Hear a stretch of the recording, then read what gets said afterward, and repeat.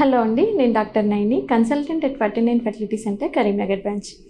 ఈరోజు మనం ఒక ముఖ్యమైన టాపిక్ ఏంటంటే, ప్రెగ్నెన్సీ కోసం ట్రై చేసే కపుల్ చాలాసార్లు ఫర్టిలిటీ సెంటర్స్ని విజిట్ చేసినప్పుడు కొంతమందికి డాక్టర్ ఐవీఎఫ్ ప్రాసెస్ అనేది సజెస్ట్ చేయడం జరుగుతుంది. సో అప్పుడు ఆ కపుల్కి నిజంగానే మాకు ఐవీఎఫ్ ప్రాసెస్ అవసరమా, ఇది ఖచ్చితంగా చేయించుకుంటేనే ప్రెగ్నెన్సీ వస్తుందా, ఐవీఎఫ్ ప్రాసెస్ లాస్ట్ ఆప్షనా అని వాళ్ళకి ఎన్నో రకాల అపోహలు ఉంటాయన్నమాట, అనుమానాలు ఉంటాయి. సో నిజంగానే ఐవీఎఫ్ ప్రాసెస్ చేయించుకోవాలి అనేది ఎప్పుడు డిసైడ్ చేసుకోవాలి, డెసిషన్ ఎప్పుడు తీసుకోవాలి అనేది ఇప్పుడు మనం ఈ వీడియోలో చూద్దాం అన్నమాట. సో యూజువల్గా ఒక కపుల్ ప్రెగ్నెన్సీ కోసం ట్రై చేసినప్పుడు వాళ్ళకు కొన్ని రకాల హార్మోన్ టెస్ట్లు, స్కాన్, స్పర్మ్ అనాలిసిస్, ఇలా రకరకాల పరీక్షలు చేయడం జరుగుతుంది. సో చాలామందికి ఏమవుతుందంటే అన్ని రకాల పరీక్షలు నార్మల్గానే ఉంటాయి. అంటే ఇప్పుడు ఫీమేల్ పార్ట్నర్లో చూసుకుంటే ఓవులేషన్కి సంబంధించిన సమస్యలు ఏమీ ఉండకపోవచ్చు, రెగ్యులర్గా ఓవులేషన్ జరుగుతుండొచ్చు. వాళ్ళ ట్యూబ్స్ టెస్ట్ మనం చేస్తే ఫాలోపియన్ ట్యూబ్స్ ఓపెనే ఉండొచ్చు.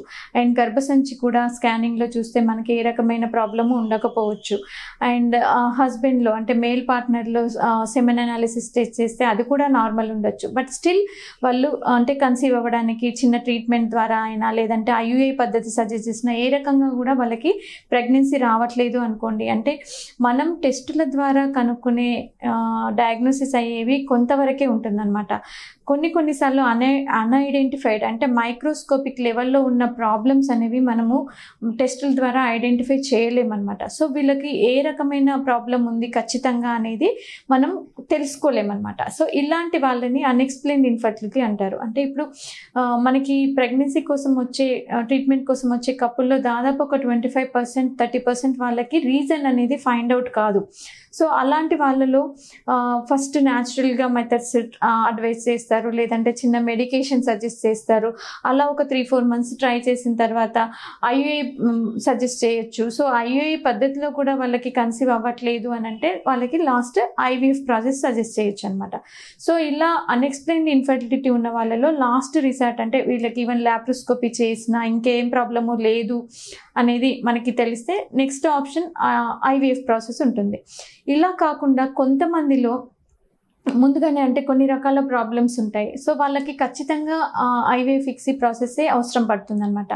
అవేంటి అని చూస్తే ముఖ్యంగా ఆడవారిలో కొన్ని రకాల కారణాలు ఉండొచ్చు. మెయిన్గా ట్యూబ్స్కి సంబంధించిన ప్రాబ్లం, అంటే ఫాలోపియన్ ట్యూబ్స్ పనితీరు అనేది కరెక్ట్గా లేకపోతే, ఫాలోపియన్ ట్యూబ్స్ మనకి టెస్టుల ద్వారా అంటే హెచ్ఎస్జి, ఎక్స్రే కానీ, లేదంటే సలైన్ ఇన్ఫ్యూజన్ సోనోగ్రఫీ అంటారు, స్కాన్ ద్వారా కానీ మనం టెస్ట్ చేసినప్పుడు ట్యూబ్స్ మూసుకుపోయినట్టు తెలిసినా, లేదంటే ల్యాప్రోస్కోపీలో మనకి ట్యూబ్స్ మూసుకుపోయినట్టు తెలిసినా కానీ వీళ్ళలో ఖచ్చితంగా మనము ఐవీఎఫ్ ప్రాసెసే చేయాల్సి ఉంటుందన్నమాట. న్యాచురల్గా ప్రెగ్నెన్సీ వచ్చే ఛాన్సెస్ ఉండదు. అండ్ కొంతమందిలో ట్యూబ్స్ అనేవి తీసివేయడం జరుగుతుంది. అంటే కొన్ని రకాల ఇన్ఫెక్షన్స్ వల్ల, లేదంటే ఎక్టోపిక్ ప్రెగ్నెన్సీ అని అంటే ట్యూబ్లో ప్రెగ్నెన్సీ వచ్చి ఆ ట్యూబ్స్ రిమూవ్ చేయడం జరుగుతుంది. సో అలాంటి వాళ్ళలో కూడా మనకి ఐవీఎఫ్ ప్రాసెస్ చేయాల్సి ఉంటుందన్నమాట. ఆ తర్వాత నెక్స్ట్ కొంతమందిలో ఎండోమెట్రియోసిస్ అనే ఒక కండిషన్ ఉంటుంది. ఈ ఎండోమెట్రియోసిస్ అంటే ఏంటి అంటే గర్భసంచిలో లోపల అంటే ఎండోమెట్రియంలో ఉన్న కణాలు అక్కడ కాకుండా బయట పెరగడం అన్నట్టు. అంటే గర్భసంచి పైన, ట్యూబ్స్ పైన, గర్భసంచి వెనకాల, పొత్తి కడుపులో ఇలా ఇవంతా పెరిగి అది సివియర్ స్టేజ్ వచ్చిందనుకోండి, ఆ ట్యూబ్స్ ఓవరీ మధ్య రిలేషన్షిప్ దెబ్బతిని అండాశయాల్లో కూడా రక్తం గడ్డలు జమ అయ్యి ఎండోమెట్రియోస్టిక్ సిస్ట్లు ఫామ్ అయ్యి వీళ్ళలో ఎగ్ రిజర్వ్ తగ్గిపోతుంది. తర్వాత ట్యూబ్ ఓవరీ రిలేషన్షిప్ మారిపోతుంది, లోపల అన్ని అతుకులు ఏర్పడతాయి. సో ఇలాంటి వాళ్ళు కూడా న్యాచురల్గా ప్రెగ్నెన్సీ వచ్చే ఛాన్సెస్ తగ్గుతాయి. అంటే 0 అని చెప్పడానికి లేదు, కాకపోతే చాలా మట్టుకు తగ్గే ఛాన్స్ ఉంటుంది. ఎందుకంటే ఎగ్ క్వాలిటీ తగ్గిపోతుంది, ఇంప్లాంటేషన్ డిఫెక్ట్స్ కూడా ఉంటాయి, ట్యూబల్ ప్రాబ్లమ్స్ వస్తాయి ఈ ఎండోమెట్రియోసిస్లో. సో ఇలాంటి వాళ్ళకి కూడా ఐవీఎఫ్ అవసరం పడుతుంది. తర్వాత నెక్స్ట్ కండిషన్ వచ్చేసి పీసీఓ పేషెంట్స్ ప్రతి ఒక్కరికి కూడా ఐవీఎఫ్ చేయాల్సిన అవసరం ఉండదు. వీళ్ళలో కూడా ఓవులేషన్కి సంబంధించిన సమస్య ఉంటుంది కాబట్టి మెయిన్గా హార్మోన్స్ రిలేటెడ్ ఓవులేషన్ కావడానికి చిన్న మెడికేషన్స్ ఇచ్చి ట్రై చేస్తారు. సో ఆ రకంగా కూడా ప్రెగ్నెన్సీ అవ్వట్లేదు అన్నప్పుడే లాస్ట్గా ఐవీఎఫ్ సజెస్ట్ చేయడం జరుగుతుందన్నమాట. సో ఇది కాకుండా మగవారిలో స్పర్మ్ అనాలిసిస్ చేసినప్పుడు కొంతమందిలో కౌంట్ అనేది బాగా తక్కువగా ఉండొచ్చు, మెడికేషన్స్ వాడినా కానీ ఇంప్రూవ్ అవ్వకపోవచ్చు. So less than 6 million count ఉన్నా, లేదంటే చాలా మొటిలిటీ అనేది చాలా తక్కువగా ఉన్నా, అంటే మనకి 10% కంటే తక్కువగా మొటిలిటీ, కదిలే కణాల పర్సెంటేజ్ అనేది చాలా తక్కువగా ఉన్నప్పుడు మనం ఐవీఎఫ్ సజెస్ట్ చేయాల్సి రావచ్చు. తర్వాత కొంతమందిలో 0 కౌంట్ ఉంటుంది, అంటే స్పర్మ్ కౌంట్ అనేది నిల్ ఉంటుందన్నమాట. సో అలాంటి వాళ్ళలో కూడా కొంతమందికి మనకి ఇక్సీ పద్ధతి ద్వారా, అంటే టీసే, అంటే వాళ్ళకి టెస్టిస్ నుంచి మనం స్పర్మ్ తీసి మళ్ళీ ఆడవారి నుంచి ఎగ్స్ బయటికి తీసి ఇక్సీ పద్ధతి ద్వారా మనం ట్రీట్మెంట్ ఇవ్వాల్సి ఉంటుందన్నమాట. సో ఈ రకమైన ప్రాబ్లమ్స్ ఏమైనా ఉంటే మనము ఐవీఎఫ్ ప్రాసెస్కి వెళ్ళాల్సి ఉంటుంది. సో మీకు మీ డాక్టర్ ఐవీఎఫ్ ప్రాసెస్ అనేది సజెస్ట్ చేస్తే ఏ కారణం వల్ల సజెస్ట్ చేస్తున్నారో అనేది గమనించుకొని ఆ రకంగా ముందుకెళ్ళాలి.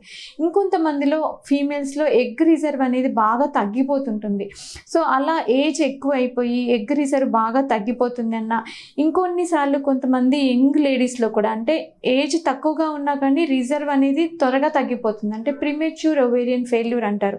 సో ఇలాంటి కండిషన్స్ ఏమైనా ఉన్నా కూడా మీ డాక్టర్ మీకు ఐవీఎఫ్ సజెస్ట్ చేయొచ్చు అనమాట. సో మీకు ఐవీఎఫ్ ఎందుకు సజెస్ట్ చేస్తున్నారు, ఏ కారణం వల్ల సజెస్ట్ చేస్తున్నారు అనేది మీరు తెలుసుకొని ఆ రకంగా ముందుకెళ్తే ప్రెగ్నెన్సీ వచ్చే ఛాన్సెస్ అనేవి ఇంప్రూవ్ చేసుకోవచ్చు అనమాట. Thank you.